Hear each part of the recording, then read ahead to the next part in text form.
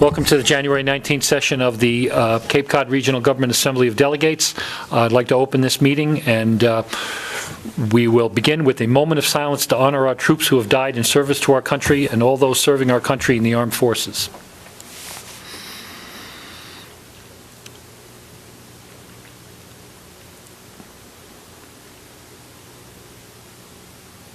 Thank you, and I'll stand for the Pledge of Allegiance. I pledge allegiance to the flag of the United States of America and to the republic for which it stands, one nation, under God, indivisible, with liberty and justice for all. The clerk will now call the roll. Richard Anderson. Here. Cheryl Andrews. Here. Ronald Bergstrom. Here. Leo Kakunis. Here. Christopher Kanega. Here. James Killian. Marcia King. Here. Tom Lynch. Here. Teresa Martin. Here. Deborah McCutcheon. Here. Spiro Mitro-Costas. Here. John Oman. Here. Paul Pilcher. Here. Anthony Scalise. Here. And Julia Taylor. Here. Mr. Speaker, we have with 100% of the delegates present. Thank you. I'll now need a motion to approve the calendar of business. Motion to approve the calendar of business. Do I hear a second? Moved and seconded. Any further comment or additions? If not, all those in favor say aye. Aye. Opposed? You've received a copy of the Journal of January 5th, 2010. Are there any additions or corrections to the Journal? Mr. Speaker, I believe the delegate from Provincetown has a correction. Oh, not to minutes. Oh, okay, all right, I'm sorry. I move approval of the journal. Okay. Sorry Moved about and that. seconded? Okay. Wrong one. All those in favor say aye. Aye. Knowing the delegate from Provincetown, she's quite capable of speaking for herself. That's why she came over and approached me first. Okay. Now we have the communications from the Board of Regional Commissioners. I see 3 members of the board here, or I did.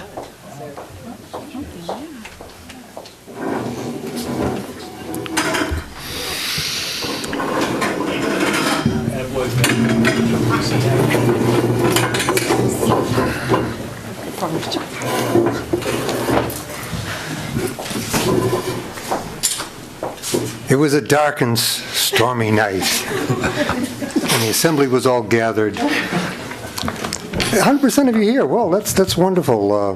We are going through our budget process, as you know, and today we talked to the Fire Academy and to Wastewater Collaborative and the Cooperative Extension, and who else? It's The Register of Deeds. or Register of Deeds, who, Do you need to remember? Thank you. well, we're a team. We're supposed to work together. Yeah. Besides, we're supposed to show up. Was it a game face to the assembly? You might remember the last time I was here, I was encouraging a communication among the assembly members and the members of the Cape Cod Commission, and to that end, you may have received an email from me with the name and contact information of the commission member in your community. I hope that you might have availed yourself of that in order to better inform yourself with regard to the DCPC regulation that you will be dealing with today. And it was not my intention that you would pursue the commission member from your town prior to any vote that was taken, but would use the opportunity for contact to make yourself better informed with regard to the position that appointed representative would have from your town. So with that,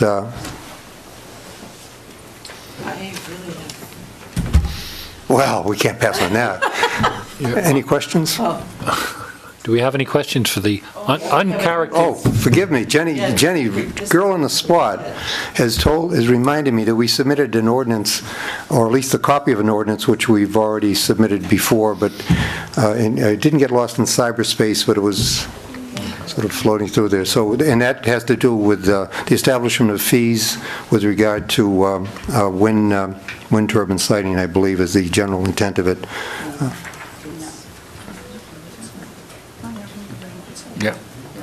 Okay.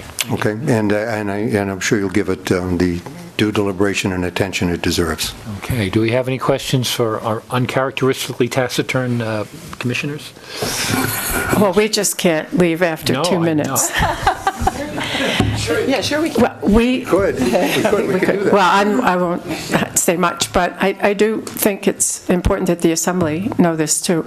We talked this morning about the report that we heard from Bob Lawton and Charlie Summers about unfunded mandates. I think if those of you who some of may attended the Cape Cod Selectmen's Association meeting, they presented it there, but it was also in the Cape Cod Times.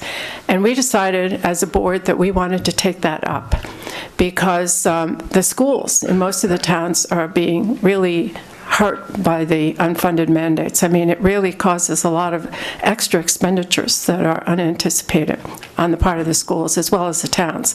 So we just wanted you to know in the very near future that we will be taking that up as a topic of interest and see how we might be able to work with the towns and hopefully with the legislature to see if we can't do something about it.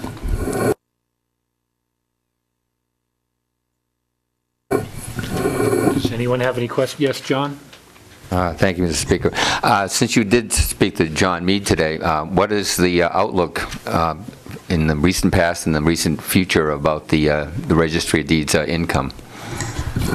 They are cautiously optimistic. Unfortunately, if foreclosure rates go up, our income goes up because we get, there's a fee basis with that. They are confident that things that will remain stable and that the projections that they made so far would stay the same. However, they will know more closer to the time that we all make the final judgment on the budget in March and April. But right now, the appearances are that we had a good December and that we're on track based upon the projections that were made at the beginning of the year. Okay, thank you. Anybody else? Well, thank you very much. And I'm sure next time we see you, you'll have more budget information to give us, right? Okay.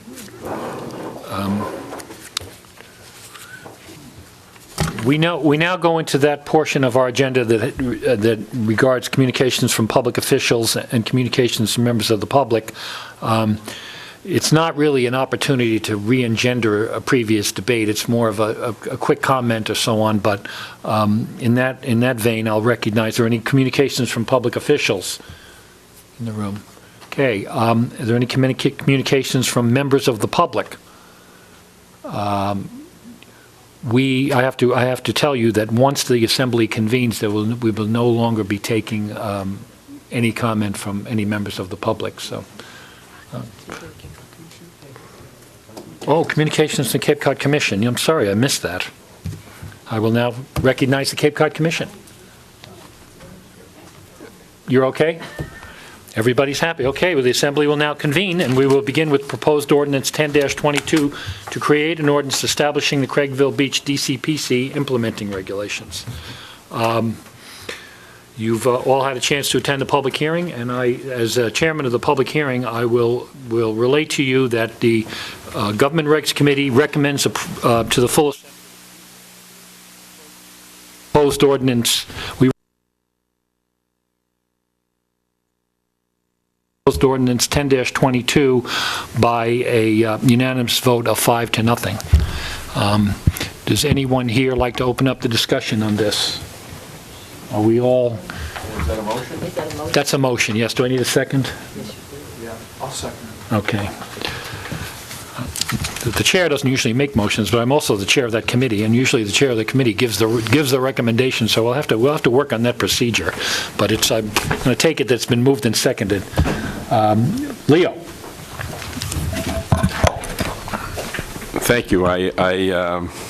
I will tell you right off, I'm not going to be as short as everyone else who was, since we've convened here. I did have the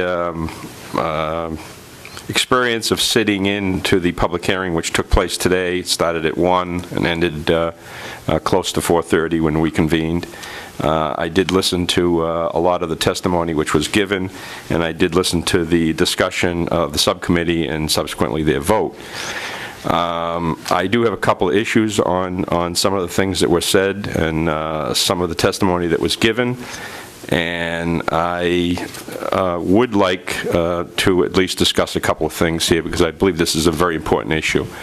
I would like to go back and just, for clarification, let everyone know that I personally take DCPCs as a very, very important tool of the county. And for the record, I own a home in the town of Harwich, which is in a DCPC. So I'm very familiar with the process, and I'm also familiar with regulations that can be implemented by them. During the public hearing, a number of times it was mentioned that this body voted twice in favor unanimously to establish the DCPC. For the record, I was here when it was voted on, and I did vote in favor of it. But I do want to make clear that it was to establish the area. It was not for any of the regulatory things that came out. It was just strictly to say, this area is important, and we want to take a closer look at it. I voted for it because at the time when it was presented to there was no opposition.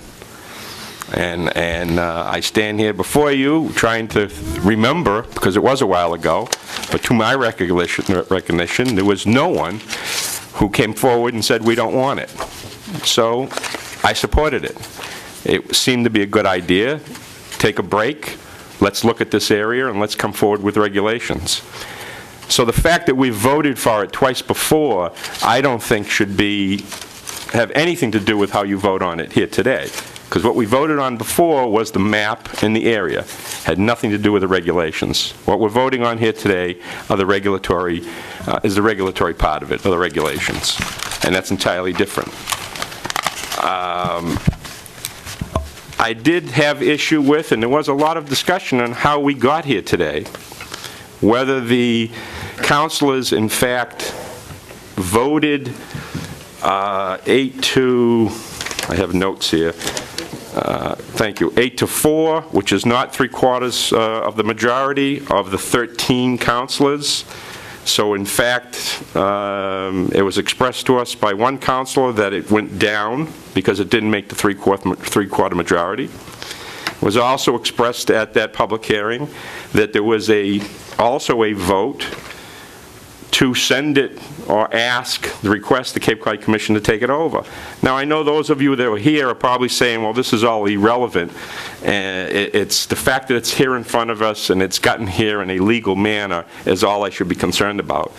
Well, I guess I'm a little bit more of a stickler about it than that. I take zoning issues very, very strongly, and I take legislative bodies and what they need to do in order to protect the town very, very strongly. In our town, we have a town meeting. That's our legislative body. If our town meeting did not pass these regulations, I would have a very, very large problem with having the Cape Cod Commission now coming to this body asking you people to, in fact, override what the town's legislative body turned down for whatever reason. I know the commission, and we are here legally because of all our documents, and I know we have the right to do it, but I take issue with that fact of doing it that way. There was a lot of discussion on grandfathering. And I apologize because I did not write the last gentleman's name down, the attorney. I think he hit the nail on the head when he expressed the fact that probably the largest difference of adopting these regulations put forth either through a DCPC or local zoning would be, in fact, the Board of Appeals process. Having, again, owned houses, having gone in front of Board of Appeals for additions and decks, I think that process is an excellent process. It allows neighbors' inputs. It allows people to, in fact, go against. If the zoning board of appeal votes for something, they can appeal it, or vice versa. The process, I think, is pretty good. I think a couple of the questions I had, again,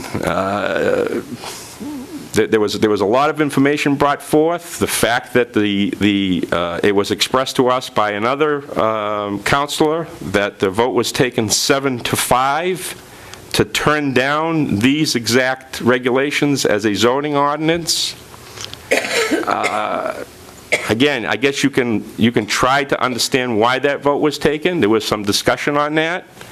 Was it taken because 7 people felt that they were good zoning ordinances and 5 didn't? Or was it taken because 7 felt that it was a better way to go and the other 5 voted against it because they were mad because they just got their ordinance turned down? I don't know. I think it's irrelevant.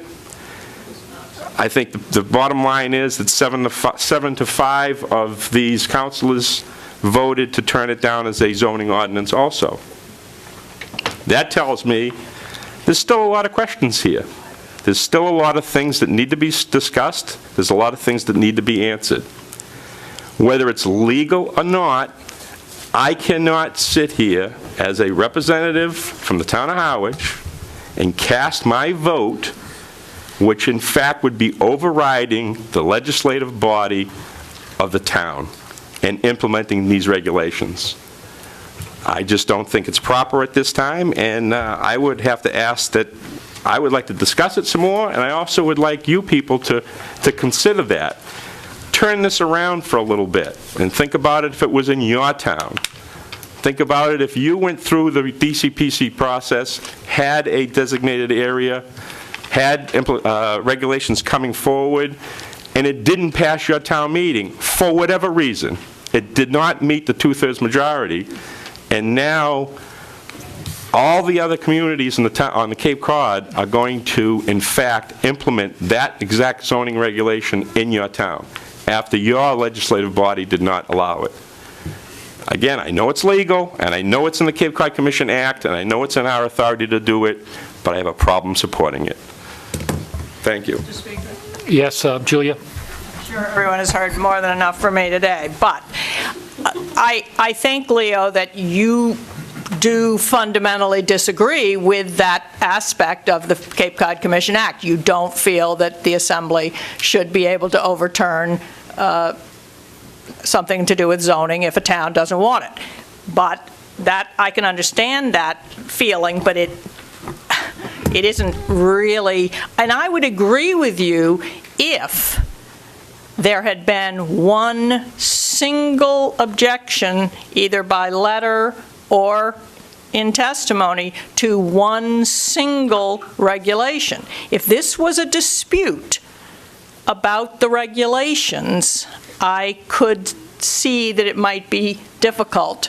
But people who want us to vote for it and people who want us to vote against it are not disagreeing one iota over the regulations. So that says to me that this is not a question of us overturning the will of the town council, because they want these regulations, whether they want them in one format or another. So that it is about whether it's a DCPC.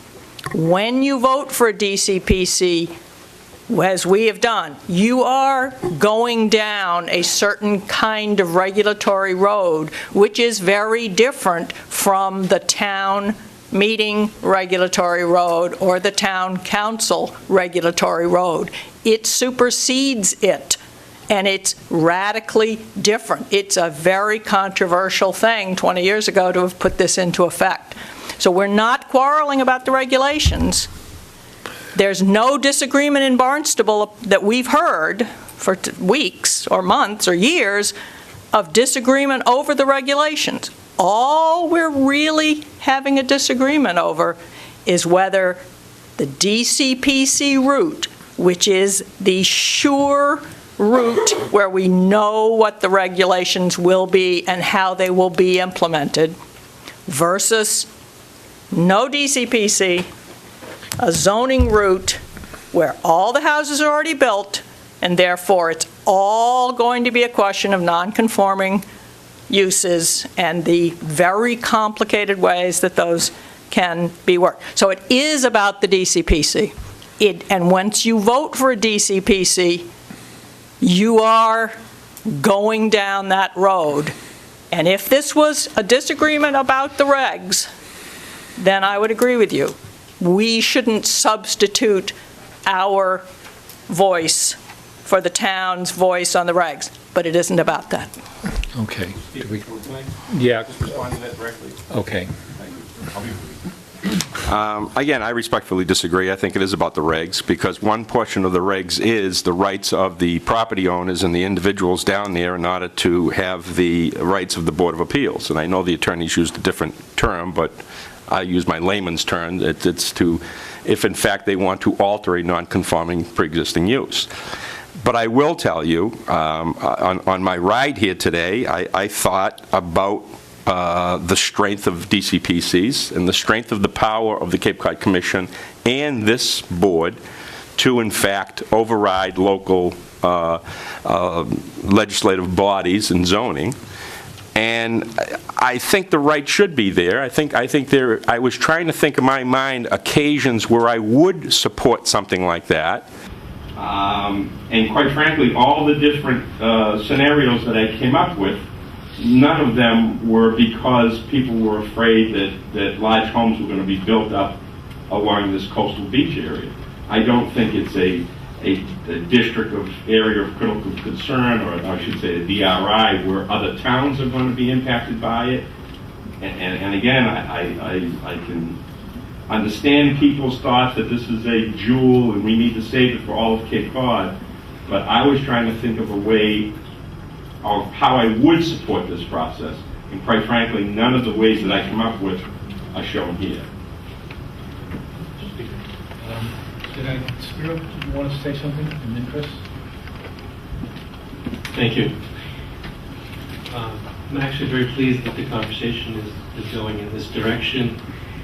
After sitting in the hearing prior to this meeting, I had questions about the underlying regulations that are being debated here.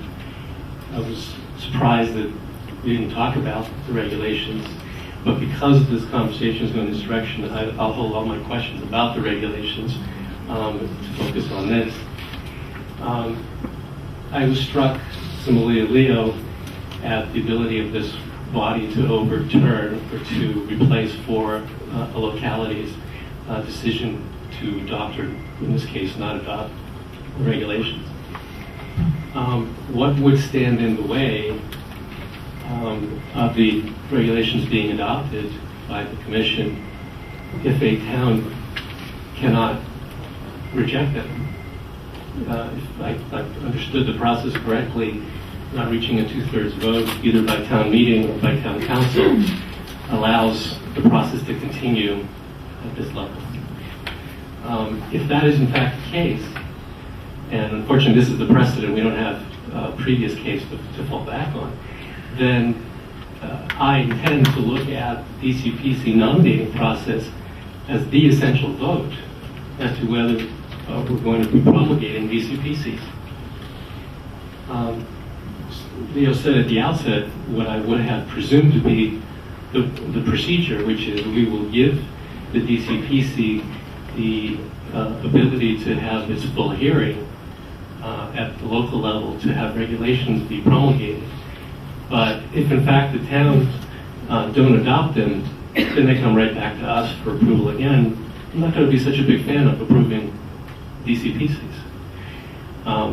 This is not to signal which way I'm going to proceed on this vote. I think generally the arguments we heard today for 3 hours had nothing to do with the regulations. I would request and plead with the town of Barnstable to please get their house in order with regards to appointing members to their boards and commissions. Elected members, I don't think should be held to a higher scrutiny as to their motives. They're in fact elected. And to my friends in the audience who expressed an additional concern that the regulations are not taking into consideration, if I read them correctly, that aside from the regulations being proposed, we probably need some additional ones to address water quality, that in fact the map that was presented to us is extremely narrow. That's in fact a concern. I find it hard to believe that 300 houses at the bottom of the watershed are the ones contributing to the deterioration of the quality of the water alone.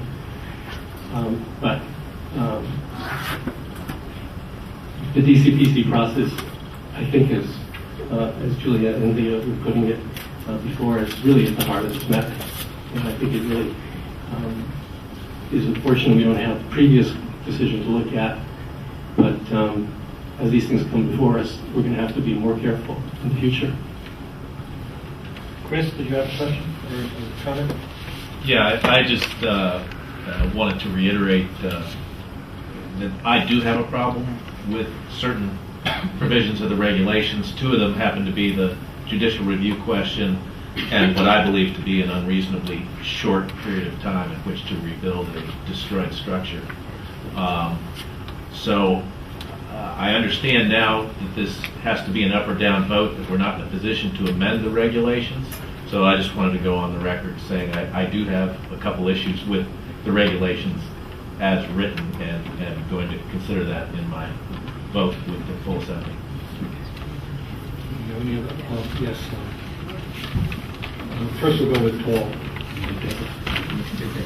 I want to remark that, as I said, at the subcommittee hearing, I came into today's hearing with a lot of doubts and reservations that mirrored what Leo said, but I was convinced after hearing the testimony and reading all the materials carefully that this is really a unique situation. This is a unique situation in that the town did ask for the DCPC designation. We approved it twice. There does not seem to be any substantive disagreement that was brought forward to us over the regulations. And, that there was pretty strong evidence that at least 8, if not 9, of the town's councilor, about 13, wanted to refer this to the Cape Cod Commission to implement these regulations. So, given those circumstances, that was why I voted to recommend approval on that report for the board. Jeffrey? Thank you. I come new to this process. I'm new to the Assembly, and I am new to this DCPC. I was curious when I read the regulations as to why there wasn't a dispute over them, and I learned the answer to that today when I understood that both the opponents and the proponents are in agreement as to the content of the regulations because they were the product of arduous negotiations and discussions over a period of years. I think what we're faced with is an imperfect process. I don't know of any processes that are perfect, particularly when one deals over time with governmental and public bodies and agencies.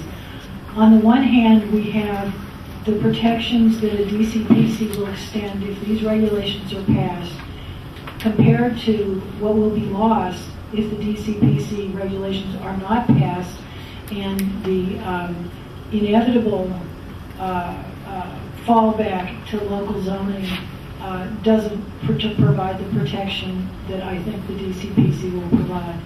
I think that the regulations, as I read them, I don't think they go far enough. I don't think there's enough protection, but I understand where they came from as a public process. And although my vote is small, it is unqualifiedly in support of this DCPC regulations being implemented. Okay. Yes, Cheryl. Thank you. Mr. Speaker, now's the time for me with the typo correction. Before we get to any motions, on page 1, there's a reference to Barnstable County Ordinance 09-1. I believe it should be 09-10, and I had mentioned it to the...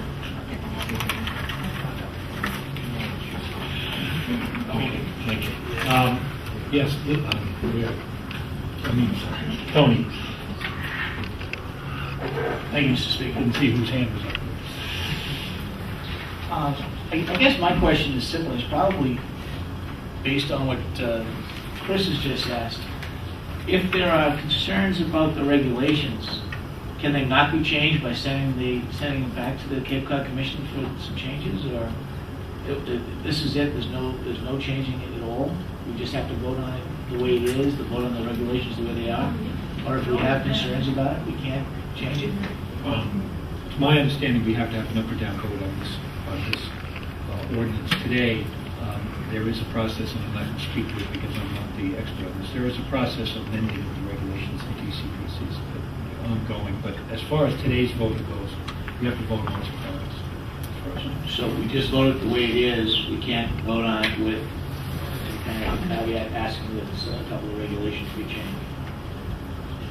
Well, we can ask anything we want, but no, we can't require it. I guess, Julia, Well, you're the no, expert. I mean, that's not to say these regulations are graven in stone if we do pass them. If we don't pass them, then the DCPC will expire, and all of this work by the town people will be over and expired. And to know, we have to vote on it today if we're going to vote on it. The other point was, I understand what Chris was saying, that he was unhappy that there was only a 2-year rebuilding, but I did overhear Paul Niedzwiecki telling him that that was the same as the existing zoning. So that would not be a change for the worse or the better. It would be the same as the existing zoning. And again, if I had been, the people who didn't like this, I guess I would have objected to some of the regulations. But I do think it's pretty striking that there is nothing about the actual rules other than the fact that there's a difference between 40A zoning and DCPC. I understand that, but we can't really argue about the regulations, I don't think, because we don't have anyone else. That's not what the town has. I mean, here, the town, there's nobody in the town that disagreed about the regulations. The big point is whether it's a DCPC or whether it's zoning.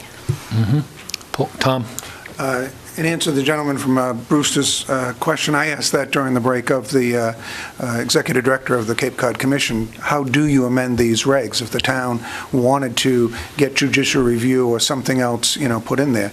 He said that the town council would take a vote on that. That would, upon passage, that would come to the Cape Cod Commission. The Cape Cod Commission would vote on it. That would be how they would deal with changes. It would not come back to us. Our role would be finished after enacting this today. I want to say that, I've been very impressed with the thoughtfulness that the delegates have been giving to this, both at the times that we adopted the District of Critical Planning Concern and through today's hearing. I had a choice very early on in this process of how I would conduct myself as a member, as a resident of Centerville, as living within a mile of this area and driving through it every single day. And I chose that I thought my most effective role would be as a delegate and to be able to speak out on it as I'm doing today and have in the past. To that end, I think having heard of the 4 years of discussion, I think I made the right choice. I mean, there's that old saw about you never want to see sausage and the law made. I mean, the negotiations that Julia has been referring to went on over 4 years before the planning board. I mean, before the town council. Again, I sat in on none of those deliberations and was not a party to any of those deliberations, but I applaud the work that citizens have done to bring the regulations to the point where they are today. Barnstable's a fairly sophisticated town. We have a strong planning department. We have a full-time legal department. We assist boards, commissions, civic associations, all the time. And I think within that, they understood that this was a very powerful tool. They understood that, were you not to get the results through the legislative process, that there still was the Cape Cod Commission, which would have to take action on it. I know that they took action to make sure that what they were proposing was consistent with what the Cape Cod Commission believed the nomination of a DCPC would be. And I was struck when the Commission was giving its first overview And I thought, having lived in this village for 36 years, I've seen those changes that they talk about. Someone from Boston can diminish 3 houses. I'd quarrel with that number. I know that the Barnacle has the best hot dog on Cape Cod. No offense to Liam's over there, but it's a beach area that has cottage communities that now has a house that we were told you could never build on that property, that now looms over and is part of our skyline permanently. The trade winds that has been mentioned. I mean, I remember when that was proposed, and villages were a part of that discussion. And I was on the Housing Authority when that went through, and I heard discussion, about that project. Most people thought it was going to be the reconstruction of the trade winds. They knew what that looked like. It fit with the character. I think we were all surprised when we saw, what was built and how it changed the area. And I think that began to really say to the people of the Craigville Conference Center area and the Craigville Village area, we've got, to do something. So I think that this has been a process that I have, observed from afar and seen a lot of dedicated people give a lot of time to. Now, the minority controlled the town council vote. We've heard a lot about whether it's 9-4 or 8-4. The 8 that voted for it, the 2 Centerville representatives who could voted for it, many other reps from the other parts of the town. You combine that up, it becomes the greater good. I understand that people within the affected area, may have issues with it. I don't live in the affected area, but I enjoy it as a citizen of my town. I think my town has, we have a responsibility to look at the whole town and how that area affects it. Same way we look at Barnstable Village or Dowses Beach or other areas where we've put in other types of, protections because people go and enjoy that. And we've been at a vigorous, attempt to purchase open space so that our town can, townsfolk can enjoy that. This is a way of preserving what is a very unique area that is beginning to see changes go in. So I am certainly I have, as you may have know from one of the correspondences we got, I've been cautioned not to vote for this and to recuse myself. I feel I've already recused myself from this entire debate by not being involved on it at the municipal level, and therefore preserving my rights at the county level to vote on it. Thank you. Okay, thank you. Do we have anything else? I'd just like to say that as Speaker of the Assembly, I've had to basically schedule these meetings and organize the committees and so on, and it's been a long process. And I know it's simultaneously the same process has gone on in the town of Barnstable, where they've had several meetings on this. They've taken votes. They've gotten opinions from their council on the votes and so on. Within the process of making these laws, there's a lot of things that go on, and you can wrap yourself around so-and-so has to recuse himself, and therefore the vote changed, and you can make objection to taking the vote, which puts it off, and it lets the DCPC expire and forces it to go another day. I didn't have to hold this meeting. If I didn't hold this meeting, this whole thing would have gone away. But there's ethical boundaries that you should observe when you try to manipulate the process so that you determine the outcome.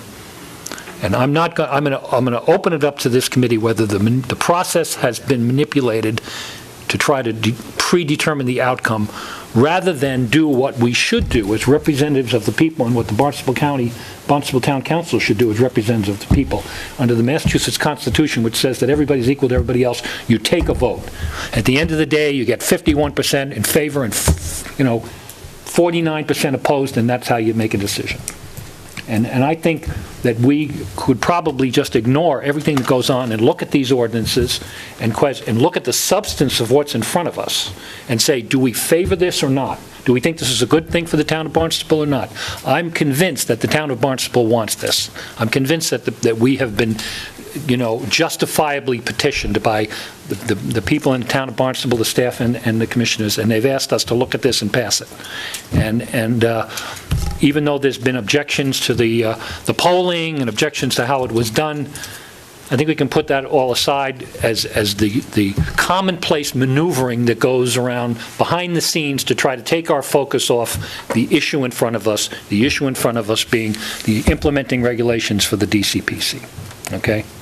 Now, I've looked at those, and I think that Julia brings up a very good point. We have spent hours discussing who said what and who did what and who did something 10 years. Very little discussion on the substance of the regulations in front of us, which is what we're going to vote on, and it has been admitted by both the proponents, by the opponents of these regulations, that they are not substantially different from what they would support on the local level. So, I mean, my position is clear. I look at this, I feel that it's a benefit to the town of Barnstable, and I think that we have to go beyond, and picking up on what Tom says, the Cape Cod Commission is a regional entity. The premise upon which they're established is that all parts of Cape Cod, whether it's Provincetown or Chatham, are integral to the ambience of the Cape and the attractiveness of the Cape. They can have DCPCs go all over the place, beyond above town lines. So I think that even though we can appreciate the difference of opinion among the people of the area that's affected, there's no question that Craigville Beach is an important area to Cape Cod, it's an important area to Barnstable, it's an important area to preserve. We've seen some very hard examples of what can happen. I know I come from a town that has regulations which are somewhat looser than other towns. If something is non-conforming, they simply fall back on the setbacks and the height restrictions, and you can do pretty much, unless you violate the setbacks, height restrictions, and we put in a lot coverage bylaw, you're good to go. Whereas if you are conforming, you couldn't do that. So it's different. So I don't want to belabor this. Obviously, I'm going to support it, and I'm urging my fellow delegates to do that, although I only have 3%, but my 3% will be for it. Okay. If there's no other comments, the clerk will take a vote. Richard Anderson? Yes. Cheryl Andrews? Yes. Ronald Bergstrom? Yes. Leo Kukunis? Oh. Christopher Kanega? No.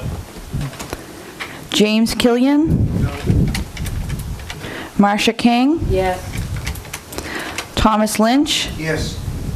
Teresa Martin? Yes. Deborah McCutcheon? Yes. Spiro Mitrakostas? Yes. John Oman? Yes. Paul Pilcher? Yes. Anthony Scalise? Yes. Julia Taylor? Yes. Mr. Speaker, proposed ordinance 10-22 passes with 82.52 of the delegates in favor. Okay, thank you. That concludes our deliberations on that. Do we have any reports from committees? Okay, do we have a report from the clerk? Yep, Leo. Will there be minutes for the subcommittee that you held today, approved by that subcommittee, available for the public if they want copies of them? It was, unfortunately, I know it happened today, but I know somebody asked me at our break, and I said I would ask. I'll get it for you later. Thank you. Okay. Report from the clerk. There will be a public hearing for proposed ordinance 10-22, which is the amendment to the regional policy plan, at 3 p.m. on February 2nd. And also, there'll be another public hearing on ordinance 10-25 on the land use vision map. Okay. And there will be a vote the same day. Okay, thank you. Under other business, okay. There'll be a public hearing on proposed ordinance 10-24 for amendment to the regional policy plan at 3 p.m. on February 2nd. There will also be another public hearing at 3:30 for ordinance 10-25 for land use vision map. And there will be a vote at the regular meeting that day. Okay, and you'll get notification of that along with your agenda. Those are both government regulations? Yes. Committee hearings? Yeah. Okay. You just have the attention of the Assembly for a minute. The committee that has been set up to interview candidates for the clerk's position has met and has recommended a candidate, and Maggie Downey, our personnel director, is going to be in touch with that candidate, and if she accepts the position, we will have a vote on her. We will introduce her to the Assembly and have a vote on her appointment as clerk at the next scheduled meeting, which I think is February 5th.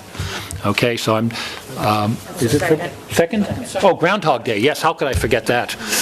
So Groundhog Day, we'll be back here, and we'll give you a follow-up on that. Is there any other business to be brought before the committee? Leo? Yeah, Mr. Speaker, some time ago you spoke about maybe putting together or asking a few people to come up with some way of honoring Diane. We openly discussed maybe having some type of a plaque or some type of an award in her name. Is there any movement on that? I discussed that with Delegate Taylor and also with Mary Lou Pettit, and we decided we weren't going to really be able to do it by the first week in January, so that, and of course this intervened, but no, it's definitely ongoing, and we'll have a recommendation for you. John, did you? No, Mr. Speaker, I must admit I'm a little lost on how the process went forward for the committee to select our new secretary. We're already down to one. Yeah. There's been really no public process. I know it's difficult to go through when there's 60 candidates, but when there's finalists, I never even saw the finalists get announced.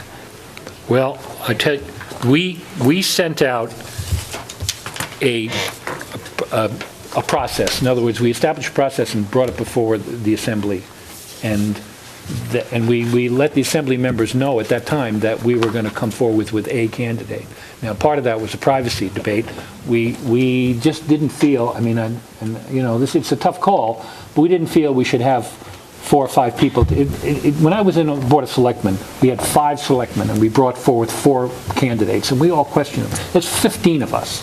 And there's strict rules as to what you can and cannot ask people. You can't ask them, why do you want this job? Or, what's somebody your age doing? So there's a lot of things, and I have to be careful, and I had to rely on Maggie to do that. So for reasons of discretion and for following proper procedure, we decided that we would have the committee present a candidate to the Assembly. Now, we got the initial advertisement was responded to. I think we got somewhere, 60, 70, 80 responses. Maggie looked at them, went through them to see if they were qualified, if they met the requirements that we had set out. And I think we got 35, 40.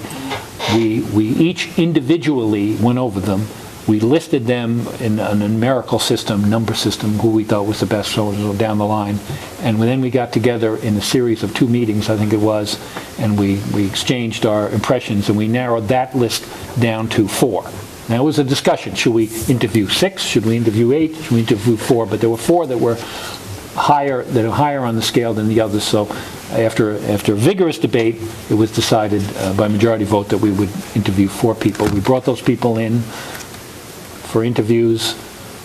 We then, discussions, we had them submit a writing sample. We then debated the relative merits of each of the candidates. We brought 2 of them back in. We thought 2 of the 4 had better qualifications and so on, so we brought those 2 back in for a subsequent writing sample, because I don't know if you read the Cape Cod Times this morning, but they say that people who get through college doesn't necessarily mean they can write, and thank God for spell check, to tell you the truth. But so that's where it came to, and finally we met again, I think it was Monday, and we agreed to offer the job to this candidate. Now, it's both a county hire and also an appointment by the Assembly. I know there was some sentiment on the Assembly that we should get 4 or 5 and bring them in, but I think, and forgive me if I'm wrong, and those who are here, I think we made it clear that that was the process. We weren't going to do that, and so that's what we've done. So, the only thing I think I remember, and maybe I may be wrong, is that the committee was going to bring forth the one that they felt best, but they were going to make available to the other committee members at least the applications of the top 3, so that, we had a sense of... there was me and 4 women on this committee, so I'm not going to say anything. Okay. I'll let them... No, but I think it's the other thing. Yeah, Tony? Well, for whatever reason, if the the final candidate decides not to take the job, what's the next step? I think that we decided that we did not want to offer the job to our second, at what appeared at one point to be a second choice. So if this candidate, I don't know whether Maggie has checked her references, but I think that wasn't probably going to be a problem. But assuming that the references played out, Maggie would make the offer. If she turns it down, then I think we will start over at least with the 30. We would go back to the drawing boards of the 30 that we originally, approximately 30, to find some other finalists. You wouldn't have to repost? I don't believe we have to. Maggie didn't seem to think, we've been guided by Maggie in terms of the legal aspects, and no, I don't think we would have to do that. Now, not every single person of that group would still be available, but I think we could probably find some other finalists.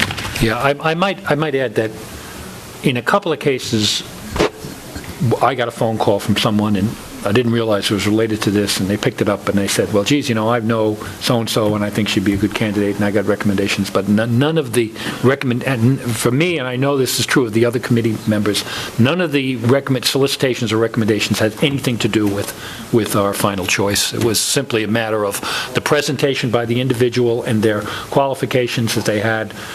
This isn't a, probation office situation. This is a Spiro.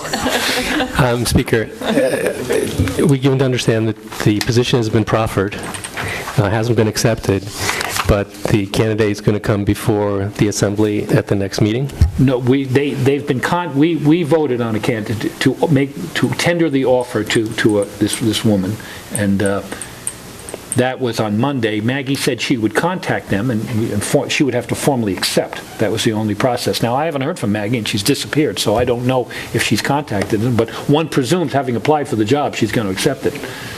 Well, unless she meets with us first, then doesn't want the job, right? But, well, I'm guessing, what the role of the Assembly delegates is in the process, and I'm gathering it's, aside from the committee, the people who are on the committee, there is no role.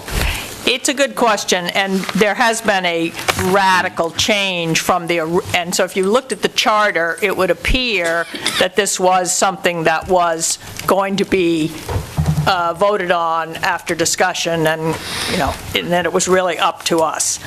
However, since that charter was written, there have been changes, and this position has now become part of the county setup. The commissioners can't hire someone that we don't vote for, but we can't simply go about it in the way that we did it once. We are pretty much bound by the regular system of how people get hired. So if the Assembly doesn't vote it, then we'll start again, but I don't think we're going to be able to go to what we had before was a political system, and I happen to have taken advantage of it 20 years ago, and very happily. That worked out, but that's over. So I guess my question remains, is this candidate coming before the Assembly? Yes, they would be here for a vote. If they accept. And you're looking for a vote from the Assembly. The vote post facto. We have to. If we don't vote in favor of it. If you don't vote it, it doesn't happen. Sure. Spiros, we have to vote to appoint her.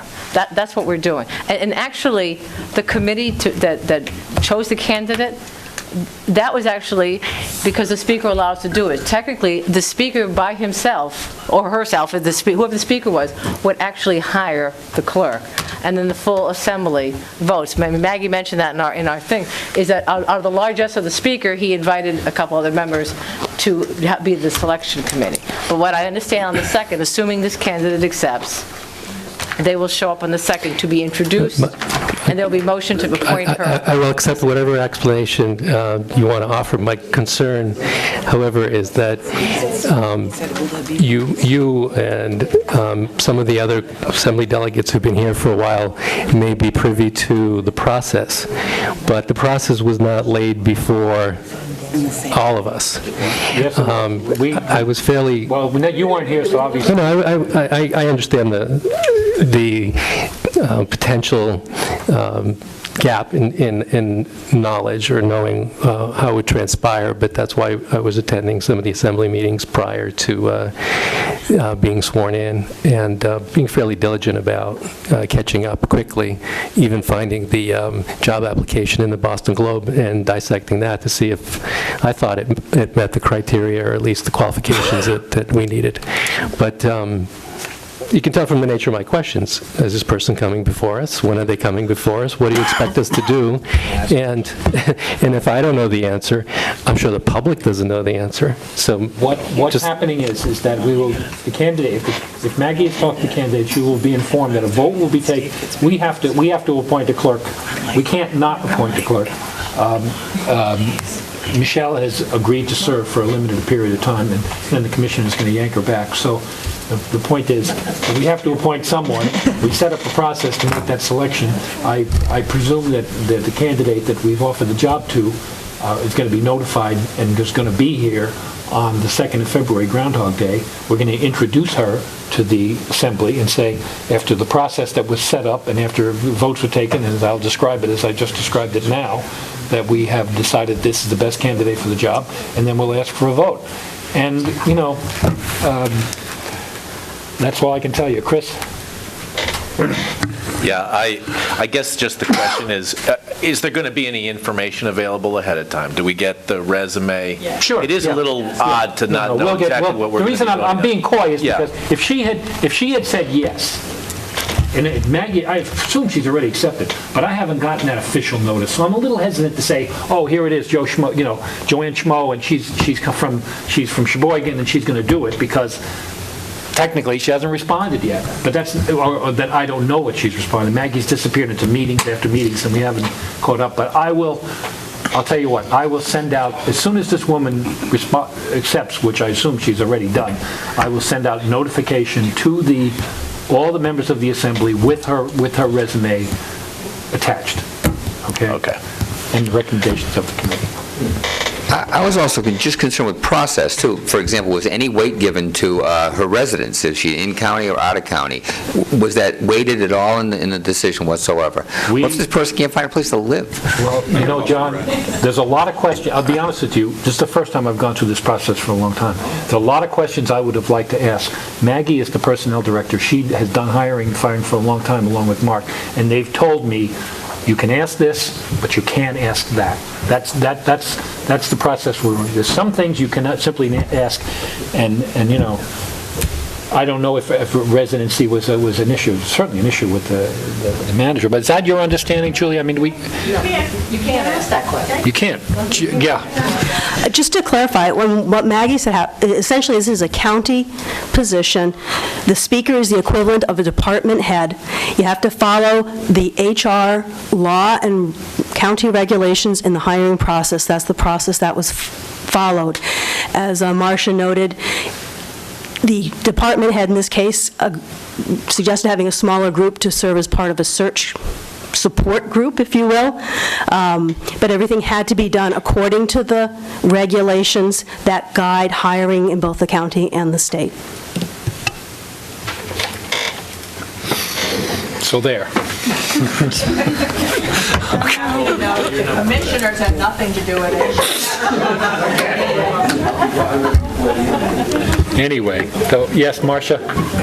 On something totally different, I'll steal a little bit of thunder. Most people remember the name Lance Lambros, former commissioner, former assembly delegate. He currently works for the new Congressman Keating. I actually had a meeting with him on a couple of things, and he did mention that he is hoping to bring the congressman here to one of our meetings, so I think he'll be hearing about it. So I just wanted to let people know that he told me he thought he would bring the congressman here maybe the 2nd in February. So I will try to get him but I'll only give him 5 minutes. Well, that's your choice, Mr. Speaker, but I thought that was very nice that I was surprised when Lance said, I'm saying we're such a small body, but he does want the congressman to understand who we are, since we're always trying to get more publicity, and I think this would be pretty decent publicity for us. Well, thank you for that. Is there anything else? If there's nothing else, I have a corkscrew that's ready to be utilized at home. Motion to adjourn. Okay. Second. Moved and second. All those in favor say aye. Aye. It's a wrap.